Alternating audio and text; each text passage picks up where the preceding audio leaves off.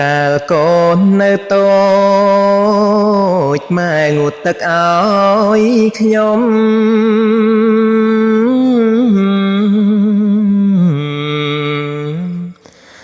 ឥឡូវកូនធំងូតទឹកឲ្យម៉ែបញ្ចុកចំណៃបីបំធ្នមថែតបគុណអើយពុកម៉ែកុំឲ្យមានកម្មមានពីកូនស្រណោះប្រលប់ម៉ែអើយផ្កាយព្រាតកូនស្រណោះអើយអត្រីតម៉ែអើយផ្កាយជុំអស់លោកឪពុកលោកមានគុណធំអើយកូនស្រែកញ៉ាយកូនយំឲ្យលោកខា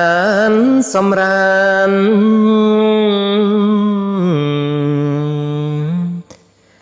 ពេលថ្ងៃនឿយហត់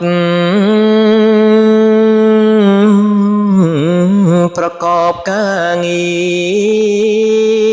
រពេលយប់សន្តិយាដេកពួនពុំបានកូនស្រែកកូនយំ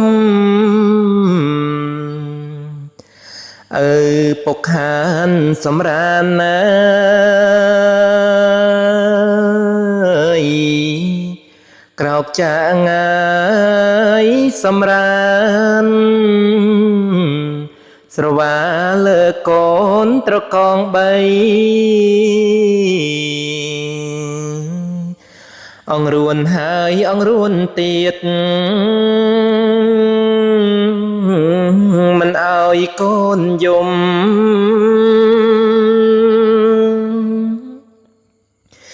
អម្ចាស់ថ្លៃឧត្តម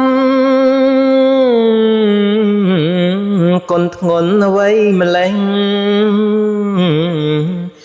កូនស្រែកកូនយំមិនខឹងកូនទេ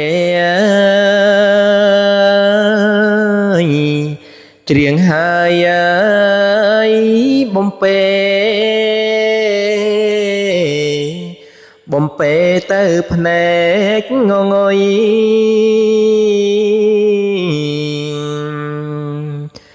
ដៃមកខាងម៉ែបីដៃមកខាងម៉ែបង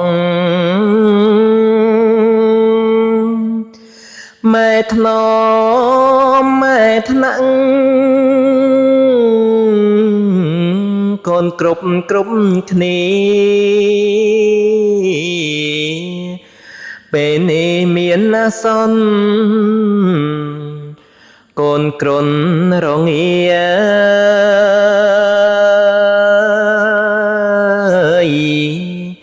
បីកូនអើយផ្លាស់គ្នាម៉ែបីហើយនឹងលោកឪពុក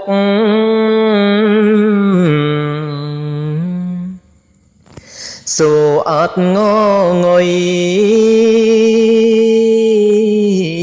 អង្គុយសំកុកព្រឹកឡើងលោកឪពុករត់ទិញថ្នាំពេទ្យអត់លុយអត់កាំងយករបងប្រចាំយកលុយទិញថ្នាំ ឲ្យតែកូនបានជា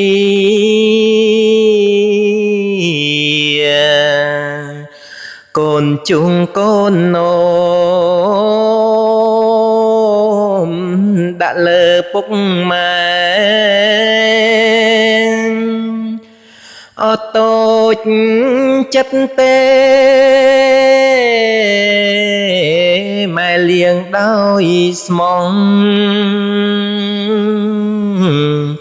ងូតទឹកហើយប្រឡាញលួងលោមញ៉ែញ៉ោះងាយកូននឹកងា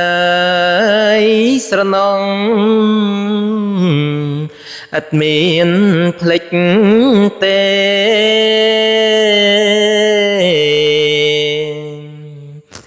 ស្មូតដែលអង្គខ្ញុំកណ្ណាអាត្មាភាពព្រះនាមភិក្ខុធម្មបញ្ញោម៉ៅនិមលជាគ្រូចៅអធិការនៅវត្តអូដំណាក់កន្សែងស្រុកវាយវែងខេត្តពោធិ៍សាត់សូមញាតិញោមពុទ្ធបរិស័ទប្រុសស្រីទាំងអស់គ្នាជួយចុច like share និងចុច subscribe ដើម្បីទទួលបាននៅវីដេអូស្មូតបន្តទៀតនិងជួយលើកទឹកចិត្តដល់អង្គខ្ញុំកណ្ណាអាត្មាភាពស្មូតជូនដល់ញាតិញោមបានស្ដាប់ទាំងអស់គ្នាសូមអរគុណ